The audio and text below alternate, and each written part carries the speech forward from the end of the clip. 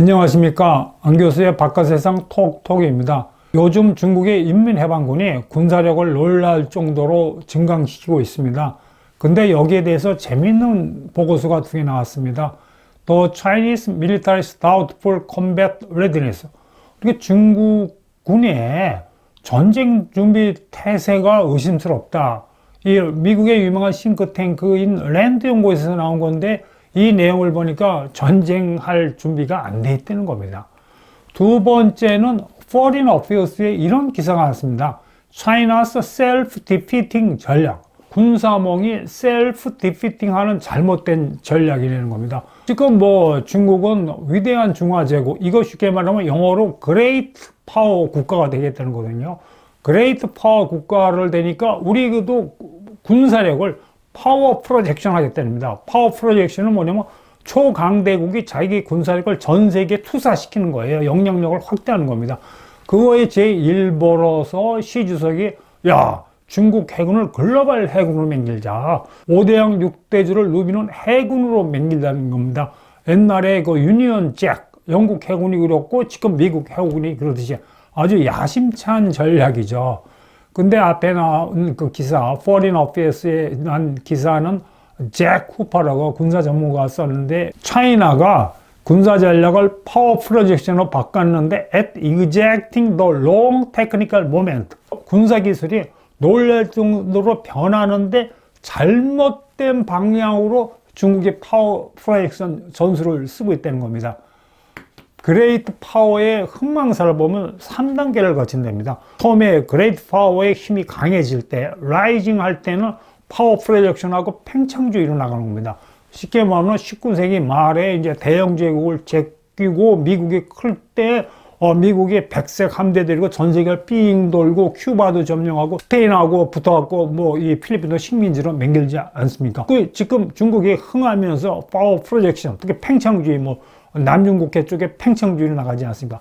두 번째가 픽, 정점에 다다르면 우위를 굳히는 거죠. 지금 미국이 이제 우위를 굳히려고 그러고, 그 다음 디클라인 하면은 디펜시브, 수세적인 입장으로 나가고 싸구려 무기 시스템으로 가는 거예요.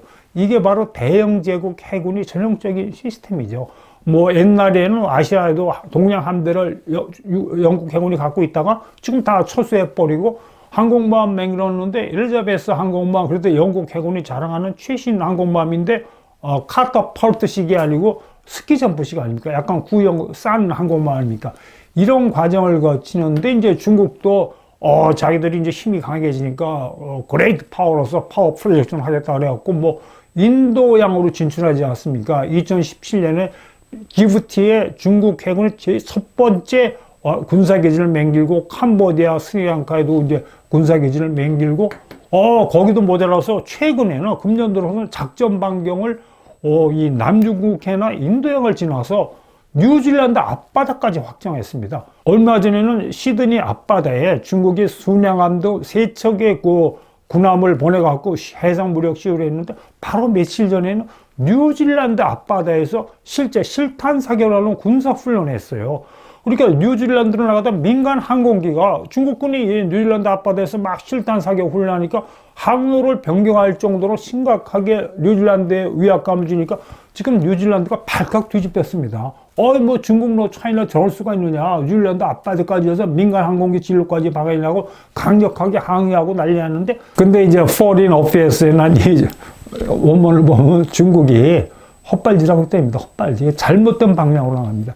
쉽게 말해서 이 해군사를 보면 이 태평전쟁 전에는 거함 거포주의였습니다. 1차 대전 그때는 강력한 대포를 가진 전함이 최고였는데, 태평양 전쟁에서 나타난 게 뭐냐면 거함 거포, 전함은 야마모토 전함 아무 의미가 없지 않습니까? 항공모함 위주로 나갔어요. 그리고 지금까지 항공모함을 많이 가진 나라가 진짜 그레이트 파워로서 파워 프로젝션을 했는데, 우크라이나 전쟁을 계기로 항공모함 전선시계도 끝났다는 겁니다. 그래서 이 군사 기술이 다른 방향으로 흐르고 있는데, 지금 중국은 expensive and vulnerable power projection, 가장 비싸고 가장 취약한 파워 프로젝션을 잘못하고 있다는 거예요.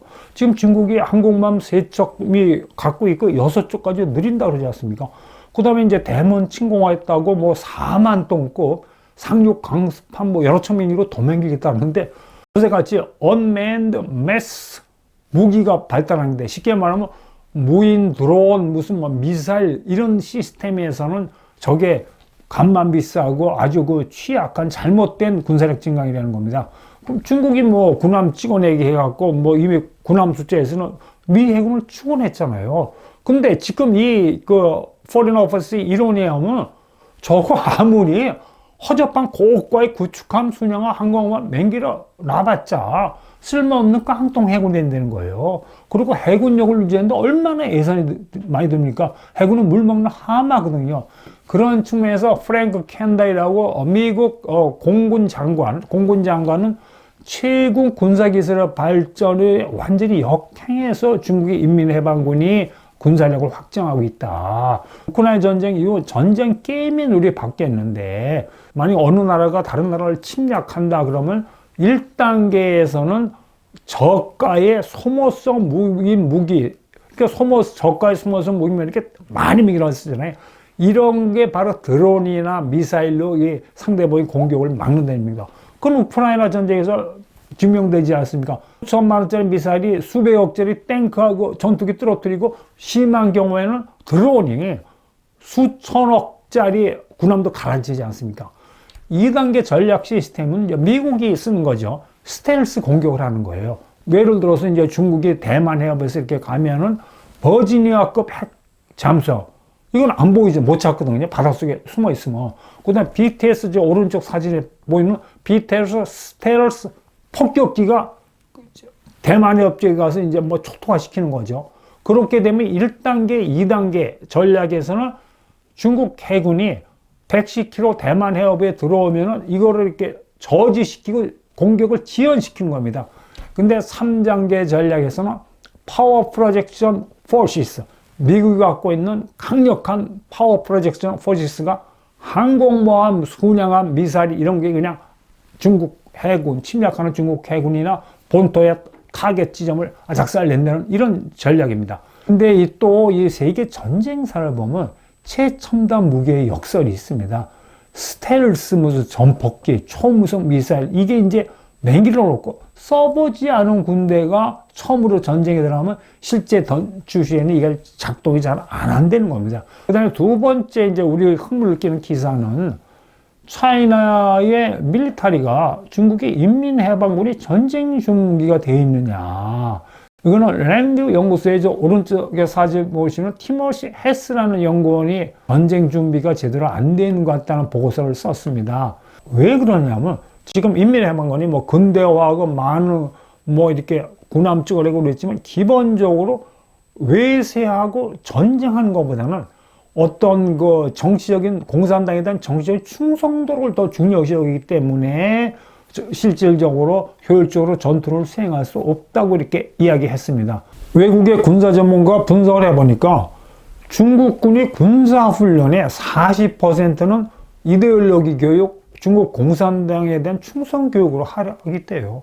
자, 그 예를 들면은 어떤 여당급에서는 교육의 20%가 사상 교육인데 하급들의 대대 중대 소대급을 보면 40%가 어떤 사상 교육에 투입하고 있답니다. 그래서 뭐 세미나 뭐 퀴즈, 충성 에세이, 시주석이 말한 거에 대해서 무슨 뭐 이렇게 공부하고 이런답니다. 포괄적으로 보면 1년에 약 42일 내지는 54일을 인용 교육에 이제 투입하고 있고, 그 다음에 그 중국 인민해방군의 이 기관지인 해방군보에 의하면 어떤 그 중국의 공군 부대는 2020년에 무려 132회 사상교육을 했다고 합니다. 그러니까 하루에 4번 사상교육을 한 거예요. 공군이 빨리 또 목이 하늘에 떠갖고 막 전투훈련을 되는데, 그러니까 이 중국 공군 파일럿들이 아주 사상교육에 질려버렸다는 이야기가 사실 중국 내부의 인민해방군의 어떤 기관지에서 나왔습니다.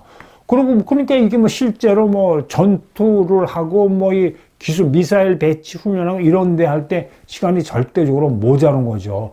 그래서 강력한 반부패 운동을 하고 뭐 중국의 장군들 수뇌부를 숙청하는데, 이게 뭐 실제로 돈 먹고 부패해서 그런 것도 있지만 실제 어떤 목적은 충성하지 않는 그 장군들을 속아내는 게 있는 거예요. 그러니까 이 충성도 위주로 중국 해군, 공군, 육군의 지휘가 이루어진 겁니다.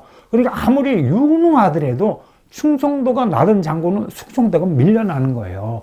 MIT 대학의 이제 중국 전문가인 프라발 교수는 너무 인민해방군이 political reliability, 어떤 정치적으로 신뢰할 수 있는 군대를 너무 중시하기 때문에 실제로 어떤 장군이나 군인들 무기 시스템에서 전투 태세, 전장 준비를 하는 게 부족하다고 이야기를 하고 있습니다. 그리고 또 재밌는 게, 옛날에 마오쩌둥이 중국 대구를 통일할 때는 마오쩌둥 주위에 공산당의 명장 뛰어난 장군들이 많았어요. 임표, 홍군을 창군한 주덕, 그 다음에 역공련, 이런 장군들이 많았거든요. 아주 우수한 장군들이. 근데, 금방 내후년이면 대만을 침공하려고 그러면, 그래도 중국 해군이나 육군, 공군에서 스타 장군들이 나와야 됩니다. 유능한 장군, 강력한 리더십을 가지고 전쟁 준비 전략을 가진 장군이 나와갖고, 내부적으로 이제 외신에 대해갖고 어떤 대만 침공에 대해서 자기 의견이나 소신이나 이런 걸 이야기되는데 그런 게 하나도 없다는 거예요. 외국 전문가 분석해보니까. 그러니까 인민해방군이 중국 공산당의 군대 아닙니까? 그러니까 이 공산당이 군대를 장악해야 되거든요. 그렇기 때문에 인민해방군의 지휘 체계는 이중 듀얼 시스템입니다. 사단장이 있으면 사단급 정치장교가 있고, 근데 이 정치장교가 얼마나 무섭냐면, 사단장이 어떤 작전 명령을 내려도 정치장교가 딱 판단하고, 이거는 당의 이익에 위배된다 그러면 이 사단장이 내린 명령에 대해서 비토권, 거부권이 있는 겁니다. 그러니까 이 중국의 사단장, 대대장, 여단장 이런 사람들은 자기가 어떤 결정을 어떤 야전군의 지원해서 소신 있게 내리고 싶어도 당이 자기를 어떻게 생각해야 할지, 정치장교가 여기서 어떻게든 눈치를 보고 신속한 의사결정을 못 내린다는 거예요. 잘못 내리면 당연히 문책을 받으니까. 근데 요새같이 극초음속 미사일이 왔다 갔다 하고 남중공해에서 확 붙으면 30초 1분 만에 함장이 의사결정을 빨리 내리거든요. 이럴 때 1분 만에 의사결정을 빨리 내려야 되는데, 이거 군함에 탄 정치장교 불러갖고 의견 물어보고 토론하고 그러다 보면 타임 있게 어떤 방어하고 공격하는 걸 놓치기 때문에 결과적으로 인민해방군의 전쟁 준비 태세를 훼손시킨다는 거죠. 그리고 또 해방군모가 약간 용기 있게 폭로했는데, 자, 그러면 사단급, 대대급 이 정치장교 자질이 어떤가를 한번 분석해 보니까 weak battlefield awareness. 그러니까 실제로 전투가 벌어질 때 그 상황에 대한 인식이 부족하고 군사 전문 용어를 해독하는 능력이 부족하다는 거예요. 왜냐면 야전에서 소대장, 중대장 하면 야전 지휘관이 아니고 이 사람들은 당 이념 교육을 충실한 사람 때문에 실제 어떤 전투상에 대한 이해가 부족하기 때문에 초를 다투는 현재전에서는 이 정치장교의 자질을 향상시킬 필요가 있다고 해방군바가 이야기하고 있습니다. 오늘 여기까지 하겠습니다. 여러분 오늘 원더풀 하십시오. 감사합니다.